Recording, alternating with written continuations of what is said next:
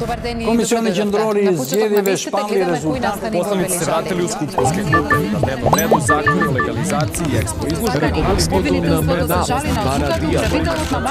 Като отмени от Скопje барања.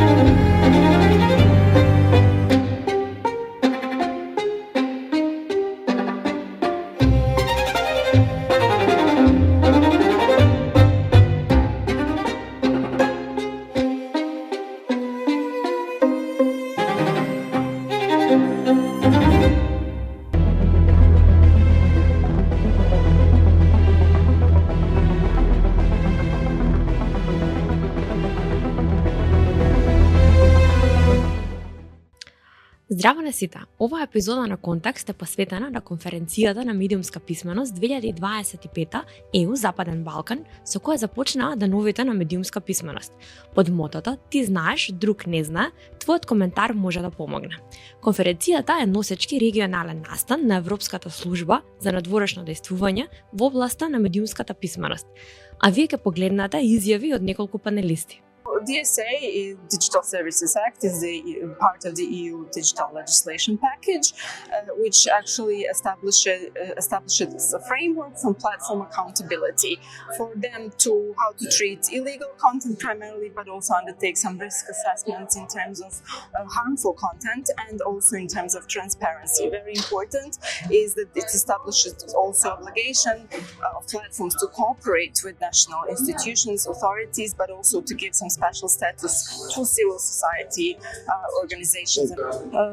So as such, it gives a really balanced and harmonized approach to platform regulation, and this is something that the countries of the region really need, not because it's only an obligation on the path to EU accession, but because it's proportionate and indeed the best instrument we have now at our proposal. There is initial interest. We hear DSA being discussed in the region also by decision makers, and countries are starting to make first plans, or in case of Montenegro, first actions. They have a working group established towards it. But in this process, we also saw that it will not be as easy as maybe thought, and as the experience has shown, that alignment is mostly made word for word. So we're trying to literally translate EU acquis into domestic legislation. With DSA, this will not be possible because it is quite complex, and because it's also designed for EU internal market. It gives European Commission powers to enforce DSA over very large online platforms, and these are the platforms that are actually the most problematic. We're talking about Meta, we're talking about TikTok, Google, etc. Yeah, but the Commission has wide authority in implementing the DSA, but the Commission has no authority over these countries because we are not full members. Exactly. So how would we deal with this issue? So everything, I suppose, would fall on the shoulders of national authorities. National authorities should be the one to replace the Commission, I guess, right? Well, that's one way to look at it, although we see this as problematic because, first of all, national authorities don't have the power or the leverage over very large online platforms in the same way as European Commission does. They don't have the capacities to deal with these complex assessments that European Commission is doing in the EU. And also one very problematic issue is the independence, the lack of independence of regulators in the region in general. This has been documented, and there's no need to explain it specifically, but this will be one of the issues. So what our countries need to come up with the help of European Commission, because this is something that cannot be done without their input and without their guidance on how to deal with regulation of these very large online platforms, platforms that are normally under the competence of the European Commission in our countries. It will not be as easy to translate as maybe governments think when beginning this process. With us is Ana Maria Salinas. She's Master of Science and Senior Manager at Tactical Tech from Bogota, Colombia? Yes. Okay, so since you're expert in AI, I would like to ask you a couple of questions regarding the intersection of AI, disinformation, media literacy, influence, manipulation. So, the first thing that would be very interesting to hear from you is what are the main risks of using AI in the context of disinformation, creating disinformation, spreading disinformation, distributing disinformation.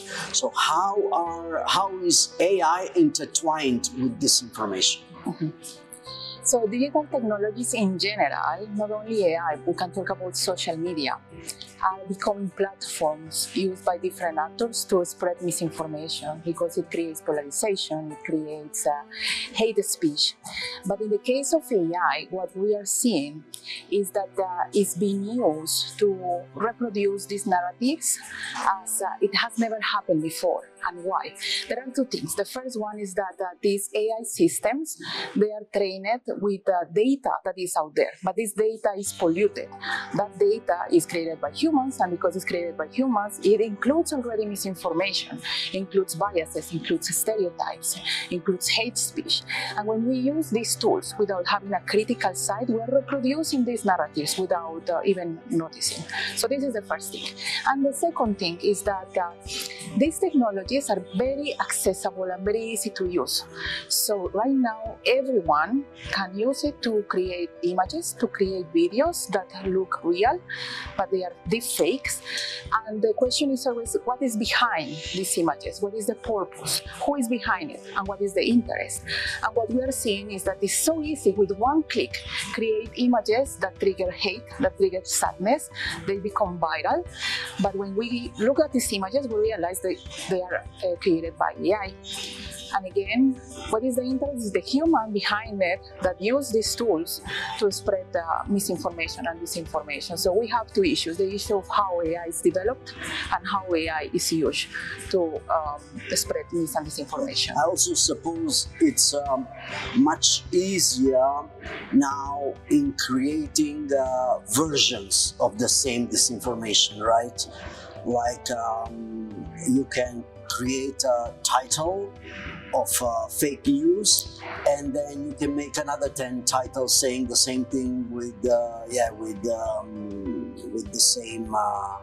same message, with the same false message.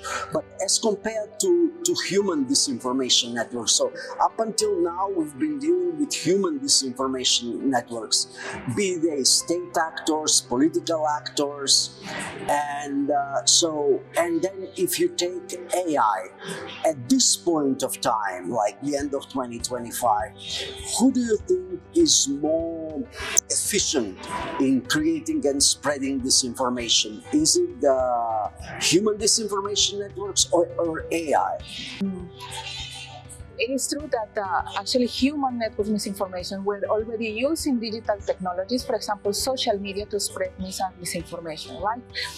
And the AI itself cannot do that. So we need to have, or it needs to have, the human element that is misusing these tools to spread misinformation. But of course, as you were saying, now it's so easy and so fast to create amounts of content, big amounts of visuals, big amounts of videos that spread misinformation. So I don't think we can separate them, and we cannot say the human one is more dangerous than the AI-based one, because now they complement each other. They are working together, and that's why it's so dangerous. The human-focused misinformation, the one that was created by humans, but still with the help of digital technologies like social media, now is including these AI tools to supercharge the the power that they had already. Yeah, okay. And when it comes to media literacy, so these big companies that are creating large language models, have you seen any interest in these models where they have like teachable moments when they are trying to explain issues from the point of media literacy? So now we know that these large language models and chatbots that are being created on top of them, they want to be engaging. So you ask them something, they answer, and then they are trying to engage. They are asking you questions back.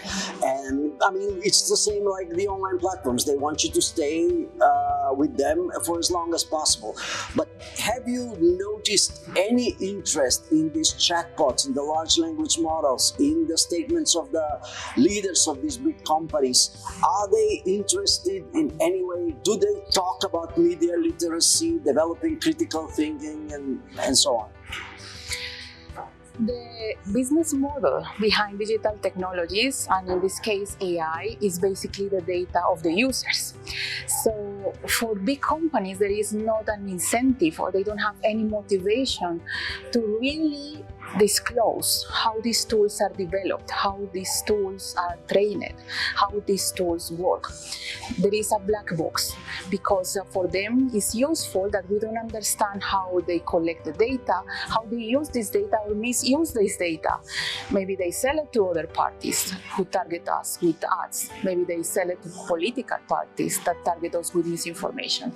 So unfortunately, because the business model is focused on this collection of data, and as you say, is basically making us spend more time. This is something that is very difficult to change if there is not also enough control and enough regulation from the side of the authorities. And just to clarify something, the developers of these tools are very smart because they are creating chatbots, they are creating large language models that are addictive. So they look good, they are fun, and when you interact with them, you feel like you are with a friend, because these large language models never gonna say you are wrong. No, they're gonna say that's a fantastic idea, and that's very dangerous, because that is what makes us stay there and prompt more and prompt more, and we're staying in this state where we're giving away so much information in exchange, and we don't know what they are doing with it. So again, unfortunately, there is a business model that basically defines the way how this big tech behind the tools that we use are behaving, and there are not incentives to be transparent, there are not incentives to educate the users. And that's why we as users, we need to start learning more and more by our side, so we can mitigate the effects and the pressure of these big technology companies. So this presentation behind you was created by your organization, Tactical Tech, and we see here that every infographic here deals with one of the very important issues connected with AI. But what stood out to me is the issue of amplifying influence. Mm-hmm. So, and we all know that the influence is very important on the online platforms, the number of followers, engagement. So, and how this thing works when it comes to AI, how AI helps anybody amplify their influence. When we talk about the industry of the influence, we are referring to more than 500 companies like communications agencies, data brokers that work together with political parties, with companies to create, for example, targeted misinformation or targeted ads. And this has been happening for the last 10 or 15 years. They were using other digital and data-driven technologies, but right now with AI, these kind of companies, they are faster at collecting information, at processing information, and creating the digital profiles of the users. So what that means, they have so much access to information of every one of us. They know what we like, they know how we behave because of the way how we interact with these digital digital technologies. They even know what we like to eat, what we like to buy. And with this information, they create these profiles that is very useful for them to create this bubble around us. So they target us with more information in the context of elections. And this is very dangerous, and here is where AI plays a role. In the context of elections, political parties hire these companies, so they help them to identify users online and target them with certain information or misinformation. Now with AI, we're not talking about one single campaign, we're talking about multi-campaigns that run at the same time, and that this also produce content in ways that we haven't seen it before. So it's supercharging this influence. Before it was already dangerous, but what we're seeing right now, this automatization of the influence is just giving more power to these interest groups, like political parties, like states, or like companies, to influence our decisions, because at the end of the day, that's what they want. They want to shape the way how we perceive the world, and they want to define how we make decisions, like how we vote or what we buy. And this is what AI is doing right now, supercharging this power that they had already. Thank you.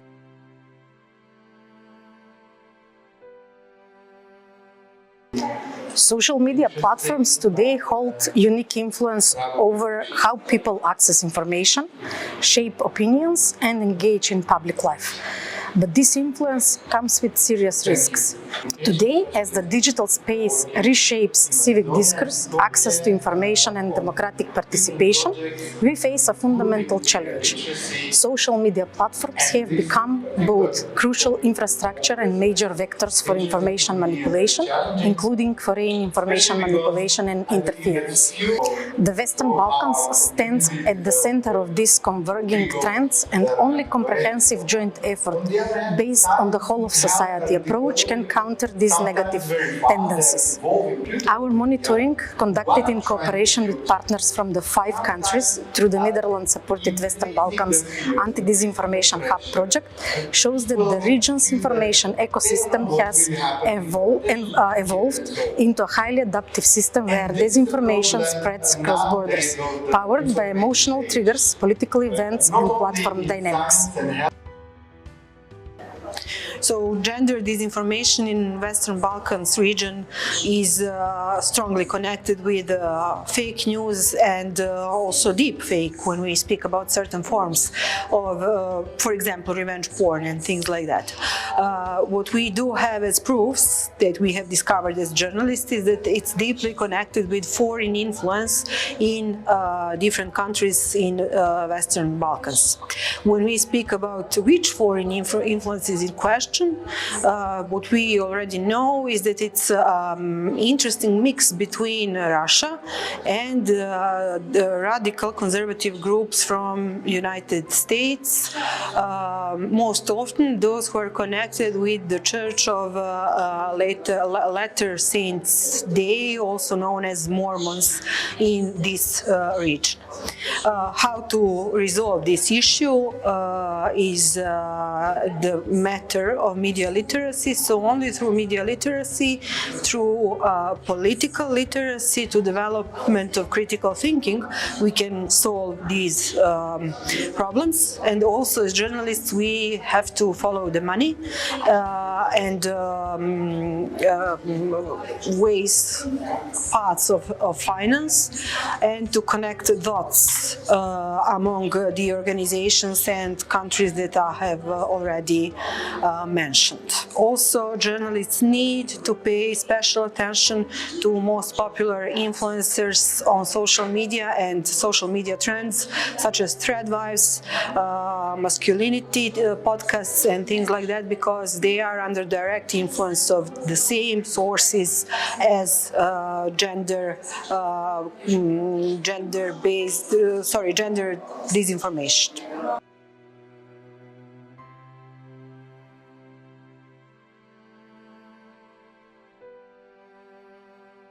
Okay, so we have with us Shkelzan Osmani from Hybrid. It's an organization from Kosovo, from Pristina, and he will take part at the panel that will be discussing the Gen Z and media literacy. So first, this is my first question. So we know that the Gen Zs are platform native. That ever since they were born, they were on the internet, and they have knowledge of the internet world. Many of them do have knowledge of the technology, so that gives them advantage when it comes to online disinformation compared to the older populations. But what is your opinion? How susceptible to disinformation is Gen Z? Actually, they are well equipped comparing to the older one. I mean, since they are, as you mentioned in your question, they are used to operate with the internet, so they are more aware about the disinformation that might come. But I think that disinformation, it's not the problem per se anymore. It's framing information, framing narratives. Our generation, we have gone through different areas, such as through traditional media, through online media, online platforms such as social media, and then those kind of social networks who aim to have this kind of interaction with the people who utilize that. But nowadays, it's not anymore to the social media and the digital media. Now we came into the area where AI is in the stage. So they are not anymore informed by media. They are creating the entire perception coming from chatbots as the main interface from LLM. So it's not anymore the disinformation. The problem is how those group of interest, political parties, politicians, big tech companies want to push their narratives because they are owning those LLMs, and they are trying to push their narratives, no matter if they are, I mean, as I mentioned, politicians or people who run the government or people who own the LLM. They want to push their narrative. So they not only ask for news per se in the chatbots, but they are trying to have this kind of conversation with them and create the entire opinion. So this is the main problem, and probably they will not be aware that they are disinformed. Yeah. Okay, so the Gen Z, despite having a good grasp on the online world and on the online platforms, they like real world experience because they're young. Yeah. I mean, we all lack that experience when we are young. So is the online world, the knowledge that they gain in the online world, is that helping them in the offline world? And how hard it is for somebody that has spent all his young life online to get a hold of the offline world? It is very hard, and it's a very good question. I mean, they are used to communicate and interact through the online world. So probably, I mean, in my country, we don't have printed media at all. So that most of them, they never face with the printed media. So they don't know how they should, how they look like, and they are not aware of what those traditional media used to work before. All they know is this kind of conversation that they are having with chatbots, with influencers, because nowadays we have the influencers. They are sharing information, they are biased. So, I mean, everything which is surrounding to them is online. So I bet that they are not aware, and they are not used to, let's say, correlate with the traditional media. Everything that they are surrounded with is online. Okay, so we see certain specifics when it comes to Gen Z, which are, you know, very, which concern only their generation, like they date less, they marry much later, or they don't marry at all. they have maybe one child or they don't have any children, then it is much harder for them to buy a home.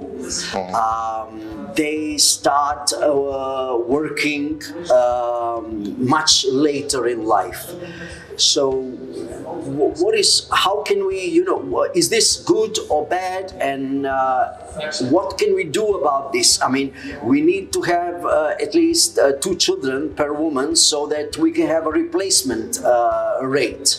So how do you see these trends? It depends on what society you are living. For example, in Europe, it's a big issue, but I assume that in the rest of the part of the world, it's still not the issue. I mean, it depends how deeper and how broader the technology is spread throughout their societies. In Europe, it's a problem, but it's again, I mean, the problem that should deal with those kind of social, economic experts and the government. I mean, it should be kind of triangle of approach, because there should be included the government, the institutions. Also, it should be included civil society and think tanks, experts, but also the academia. So it should be kind of very close cooperation with those actors in order to come up with some, let's say, sustainable solution, because, as you mentioned, it's a problem. And I'm not sure if they should, let's say, return to our lifestyle, or if they should continue with this current lifestyle. It's a big question. I mean, I think that I cannot answer this right now. Thank you. Thank you very much. Ви благодариме што ја следевте и оваа епизода на подкастот Контекст.